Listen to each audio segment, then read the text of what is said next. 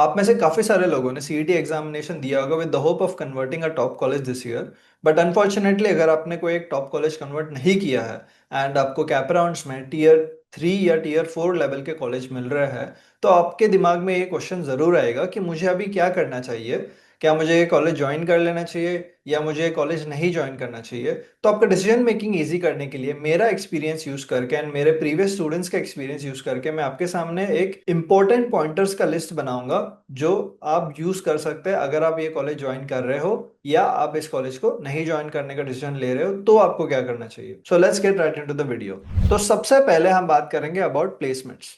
तो आपको ये समझना बहुत इंपॉर्टेंट है कि इन कॉलेजेस में प्लेसमेंट्स बहुत ही लिमिटेड है एंड कोई गारंटी नहीं होती है कि आपको प्लेसमेंट्स मिलने वाला है। एंड आपको यहाँ के टॉप 20% स्टूडेंट्स में रहना पड़ेगा या टॉप 10% स्टूडेंट्स में रहना पड़ेगा to get a meaningful placements. Now second point, आपका परफॉर्मेंस यहाँ पे बहुत ज्यादा मैटर करने वाला है। आपको एकेडमिक्स, प्रोजेक्ट्स, इंटर्नशिप्स एंड काफी प्रोएक्टिव रहना होगा throughout your college life, तब जाके आप यहाँ पे टॉप 10 या 20% स्टूडेंट्स में रहोगे एंड आपको प्लेसमेंट की अपॉर्चुनिटी मिल सकता है। एंड आप हाईएस्ट पैकेज एम कर सकते हो इन कॉलेजेस में which are as good as some of the tier 2 colleges above 15 lakhs etcetera. अगर आप आपके परफॉर्मेंस पे ध्यान देंगे तो आप यस इन कॉलेजेस में भी जाके एक अच्छा पैकेज निकाल सकते हो। Now third and the most important thing कि आपको डेफिनेटली ये कॉलेज ज्वाइन करने से पहले खुद का रिसर्च करना चाहिए ना। खुद का रिसर्च कैसे करें? आपको ये कॉलेज जाने से पहले ऑफलाइन इस कॉलेज में एक बार एंटर करके वहां के सीनियर से 101% बात करना चाहिए। It is very very important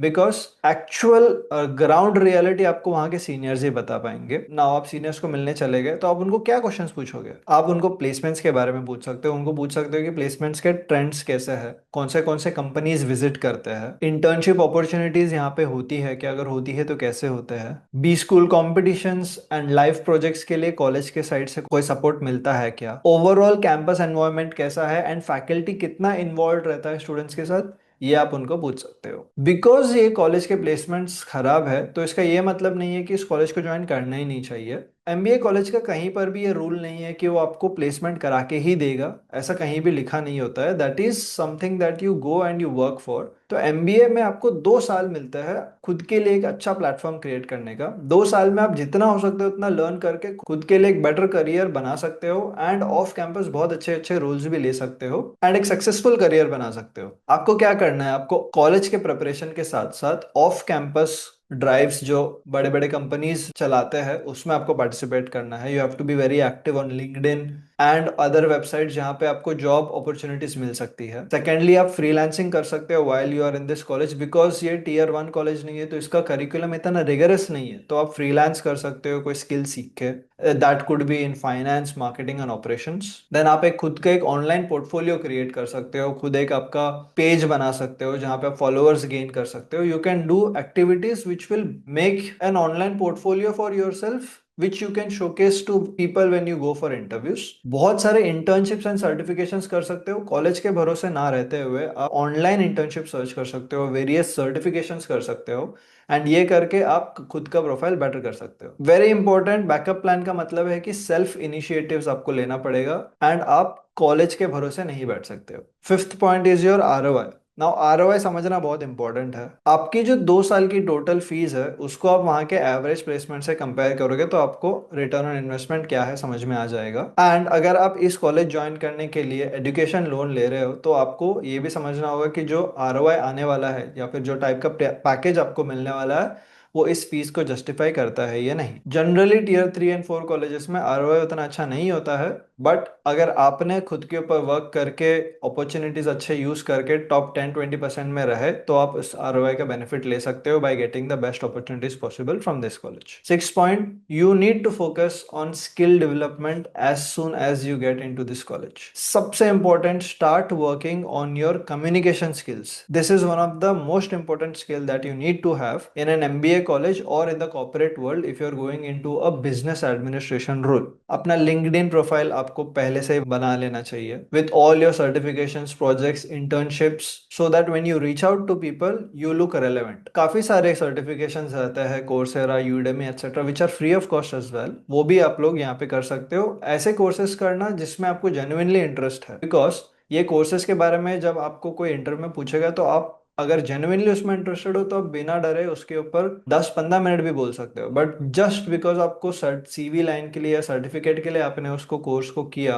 and किसी ने आपको क्वेश्चन पूछा तो आप उसका आंसर नहीं दे पाओगे, तो this is very important to understand. And seventh point is network properly. जितना हो सकता है आप उस कॉलेज के एलुमनाइज एंड प्रोफेसर से कनेक्ट करो, रीच आउट करो लिंक्डइन पे फिजिकली, एंड उनको पूछो कि वो आपको गाइड कर सकते हैं क्या, कि वो आपको रेफर कर सकते हैं क्या अच्छी जगहों पे। एंड जितने हो सकते हैं उतने ज्यादा बी स्कूल कॉम्पिटिशन्स में पार्टिसिपेट करो on platforms like Unstop and other B school के कॉम्पिटिशन जहाँ पे होस्ट होते हैं उस वेबसाइट्स पे। Eighth point, you have to mentally prepare yourself कि आपको यहाँ पे खुद से ही चीजें सीखनी होगी, आपको कोई बहुत ज्यादा गाइडेंस मिलने वाला नहीं है। इसका ये मतलब है कि आपके सीनियर्स एंड आपके फैकल्टी बहुत अच्छे लेवल के होंगे, इसका कोई गारंटी नहीं है। Obviously they are respectable faculties, they will be having good teaching capabilities, but the infrastructure is not as good as the tier 1 colleges, तो you might have to learn a lot of things from YouTube as well. So these are the pointers. If you are joining a tier 3 tier 4 college this year, you should definitely keep all these points in mind. Now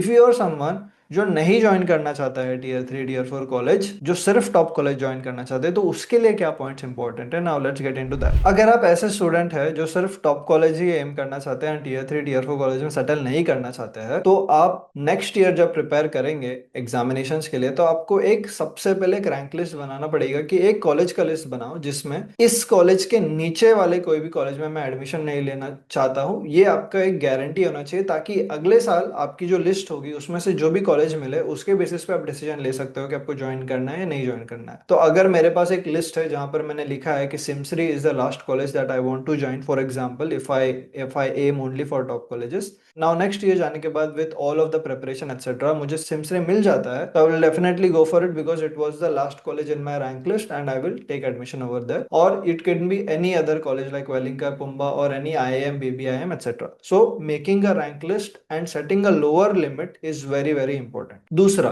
आपको decide करना है कि आपको drop year लेना है या नहीं लेना है, बिकॉज काफी सारे स्टूडेंट वर्क एक्सपीरियंस के साथ भी ये एग्जामिनेशन के लिए प्रिपेयर करते हैं, अच्छा कॉलेज क्रैक करते हैं। तो you have to take a call कि आप कंप्लीट ड्रॉप ईयर लेने वाले हो विदाउट एनी जॉब, या एक जॉब के साथ आप प्रिपरेशन करोगे। This is very very important because you have to prioritise your preparation first, your job और not doing job is a second priority. तो आप प्रिपरेशन के हिसाब से, अगर आपको लगता है कि आपको बहुत ज्यादा टाइम लगने वाला है प्रिपरेशन में, तो आप ड्रॉप लेके प्रिपेयर कर सकते हो। एंड डिसीजन लेने के बाद आपको ये नहीं सोचना है कि अरे मैंने ड्रॉप लिया तो मेरा इंटरव्यू में या फिर कॉलेज प्लेसमेंट्स में प्रॉब्लम होगा। In every tier 1 B school that is there in India, there are students who have gap in their resumes, so you are not going to be the only one जिसके resume में gap होगा। So please understand this, prioritize your preparation first and then based on that you take a decision.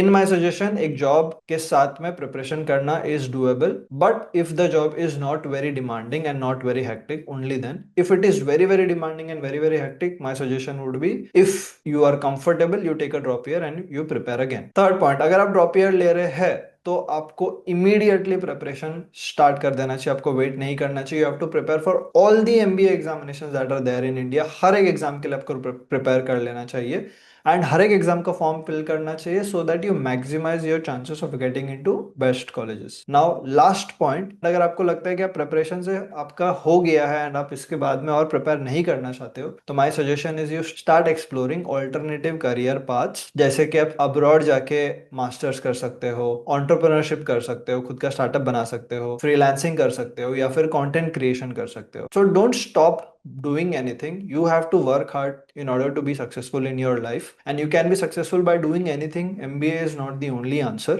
it is one of the answers. Study abroad के लिए मेरा ये suggestion है कि आप स्टडी अब्रॉड जाना चाहते हो तो एक चीज आप दिमाग में रखना कि 80% of the people who go abroad to studies are tech related roles, उसके लिए जाता है। तो if even if you're planning to go abroad, do a thorough research कि आप कौन सा कोर्स करना चाहते हो। आप टेक बैकग्राउंड से हो तो आपके लिए एक बेनिफिट होगा, नहीं आप मैनेजमेंट रोल्स के लिए जाना चाहते हो तो it is not very very recommended, but obviously there are better people than me who can guide you on this. And I genuinely encourage people to do entrepreneurship, to do freelancing, and to do content creation, because going forward in this world, these three things can also give you a lot of success if you put your efforts in the right direction. So I hope आप सभी लोग college join करने से पहले ये सारे protocols जो मैंने आपको लिस्ट करके दिए हैं वो ध्यान से समझेंगे। एज अ मेंटर ये मेरा ड्यूटी है कि मैं आप लोग को गाइड करूँ, not only for the top colleges but also the other colleges if you wish to join them or if you not. If you like this video, I will request you to share it with your friends. Subscribe to our channel for more such amazing content. And if you're looking to prepare again for CET examination, we have batches coming soon for September.